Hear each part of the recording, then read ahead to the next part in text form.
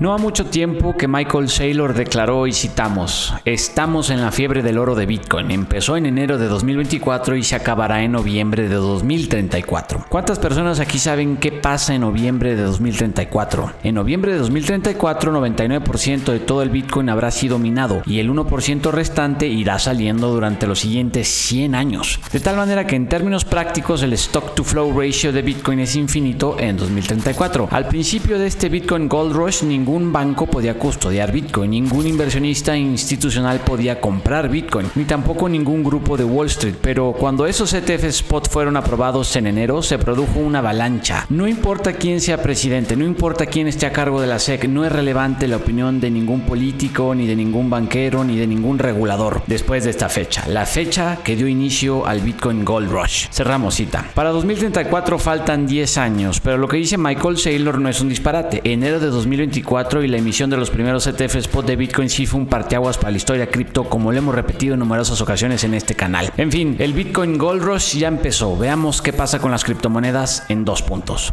Crisis es cuando lo viejo está muriendo, pero lo nuevo no puede todavía nacer, no.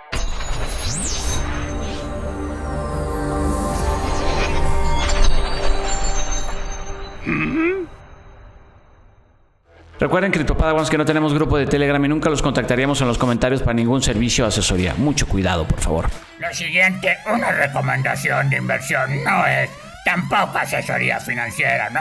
El objetivo de este video educativo es... ¿Qué es el Stock to Flow Ratio? El Stock to Flow Ratio es una forma de medir la escasez de un activo de inversión y se calcula simplemente dividiendo el stock entre el flow. El stock, en el caso de Bitcoin, es la cantidad de BTC en circulación actualmente, 19.7 millones, mientras que el flow es la cantidad de BTC minado al año, que se estima que para 2025 será de 164,000 Bitcoins aproximadamente. De tal manera que si en la ecuación del Stock to Flow el denominador o flow se acerca a cero, el resultado se disparará al infinito, haciendo de Bitcoin en teoría un activo de inversión infinitamente escaso. Por lo menos esa es la hipótesis de Michael Saylor. Arranquemos. Punto número 1. Inició el Bitcoin Gold Rush, que durará una década. La fiebre del oro original inició en enero de 1848, cuando fue descubierto el metal precioso en Coloma, al norte de California, y que para 1849 había ya provocado un fervor por la búsqueda y minado del mismo, que desencadenó un flujo migratorio sin precedentes. Para 1855 la población de California había aumentado a 350,000 desde 157,000 10 años antes. Los migrantes fueron principalmente de origen chino, mexicano, alemán, francés, irlandés, australiano, chileno y peruano. Justo cuando México perdió el estado de California, empezó la fiebre del oro.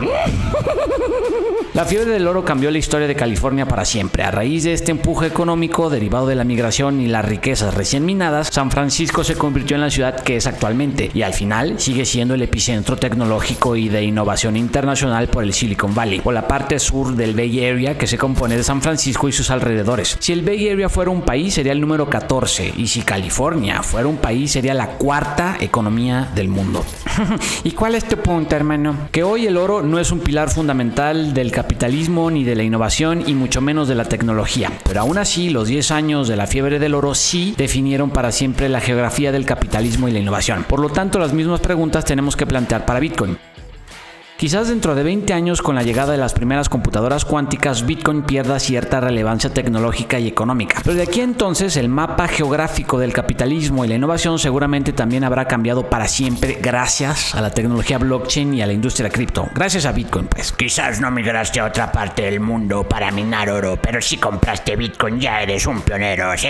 ¿Quiénes son los 49ers? Los pioneros que llegaron en 1849 a California, pero en su versión cripto. Esa pregunta es fácil. Los que compraron o minaron BTC en 2009. ¿Cuál será el San Francisco cripto? Eso todavía está por verse. Ciertamente tiene que ser un lugar más desarrollado y un poco más cosmopolita que cualquier ciudad en El Salvador, y un lugar un poquito más sofisticado y occidental que Dubái. ¿Cuál será el cripto Silicon Valley entonces? Todo eso también está por verse, pero volviendo a esta narrativa fumista de Michael Saylor, retomemos la pregunta existencial crónica de siempre. Si el Stock to Flow Ratio se va a disparar teóricamente al infinito, entonces quizás sí se acabaron los ciclos de Bitcoin definidos por su fase de bull market, donde vemos incrementos parabólicos para el precio de Bitcoin y las criptomonedas, para después entrar en el bear market, donde Bitcoin por lo menos se precipita o cae 80%. Tómalo de quien viene, joven padawan. Michael Saylor es un hodler maximalist. Sí, Michael Saylor quizás es el líder de los hodlers Bitcoin maximalist. Al final nadie sabe qué es lo que hace MicroStrategy, solo que es la entidad que más posee Bitcoins, con 279,000 BTC en sus arcas, con un valor de más de 25,000 millones de dólares, o el 1.3% de todos los Bitcoins actualmente en circulación. Pero volviendo a la pregunta, ¿la narrativa del Gold Rush o la hipótesis del Stock to Flow disolverá los ciclos? No, el video pasado ya habíamos visto que la naturaleza humana no va a cambiar. No va a cambiar, seguiremos siendo irracionales y ambiciosos. Pero así como la fiebre del oro en California no eliminó los ciclos de precios de las materias primas ni del oro, que hasta la fecha existen, sí redefinió esta fiebre del oro o Gold Rush el plano económico en el cual todavía nos encontramos. Quizás si dentro de 20 años a Bitcoin lo veamos como un activo tan primitivo como hoy lo es el oro, pero quizás también lo veremos con el mismo rol que tiene actualmente el metal precioso y con el mismo mérito de haber moldeado la historia en su momento, principalmente en Estados Unidos, México, Perú y Europa. En fin, el futuro cripto es brillante y la noción cíclica sigue vigente, sí. Completamente, maestro. Ahora pasemos a una de las preguntas más importantes que nos sigue concerniendo actualmente. ¿Qué tan bueno será realmente Trump para Bitcoin? Punto número 2. La recalibración de reservas de todos los tiempos. En su momento discutimos las verdaderas causas y naturaleza de la conversión de criptoescéptico hasta el primer criptopresidente de la historia de Donald Trump. No contamos a Nayib Bukele por su irrelevancia geopolítica y económica. Al ver pues la evolución de la conversión de Donald Trump, desde que dijo que Bitcoin era una estafa, pasando por su propia serie de NFTs hasta sus declaraciones no pro cripto sino ultra pro cripto en el Bitcoin Conference de Nashville en 2024, podemos concluir que las causas fueron completamente proselitistas.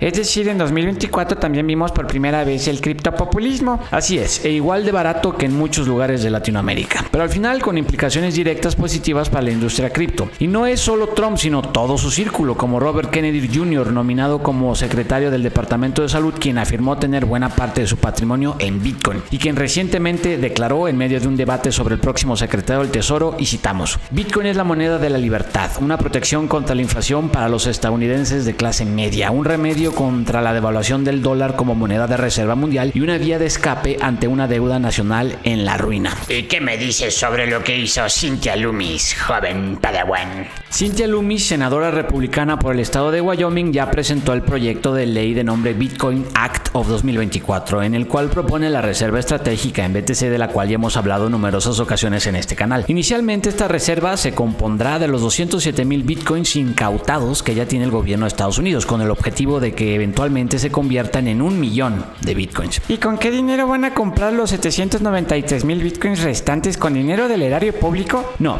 En realidad, la propuesta de Cynthia Lummis incluye vender parte de las reservas de oro tradicional o análogo para llegar al 1,000,000 de bitcoins, el oro digital, que representará el 5% del total de BTC en circulación. En precios actuales, el gobierno de Estados Unidos necesita vender solamente 860 toneladas de las 8,133 toneladas de oro que tiene el Departamento del Tesoro en el Fuerte Knox, entre otras bóvedas. Es decir, solo se tendrían que vender el 10% de las reservas de oro análogo de Estados Unidos para llegar al objetivo de 1,000,000 de BTC en la reserva estratégica de Bitcoin. Me parece el rebalanceo de portafolio o reservas más sensato de la historia, sí. Exactamente, Estados Unidos no tiene reservas en dólares simple y sencillamente porque posee la impresora de dólares, un privilegio exorbitante. Lo que sí tiene, sin embargo, son más de 8,000 toneladas de oro en reservas, con un valor actual de casi 700,000 millones de dólares. Asignar 10% de estas reservas en oro clásico para agregar más oro digital al portafolio gubernamental de Estados Unidos ciertamente parece una idea sensata por el bien de la diversificación.